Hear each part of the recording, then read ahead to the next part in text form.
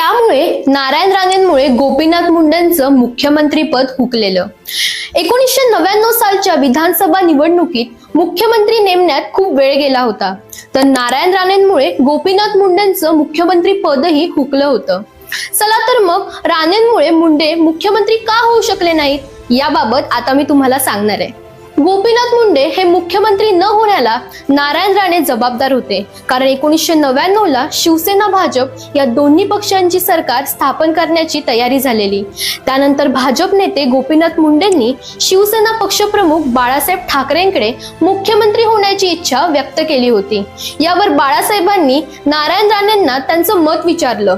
त्यावर राणेंनी म्हटलं की मुंडे मुख्यमंत्री हो की न हो, मात्र मी त्यांच्या मंत्रिमंडळात काम करणार नाही, असं सांगून राणेंनी मुंडेंच्या मुख्यमंत्री होण्याला अप्रत्यक्षपणे विरोध केला होता।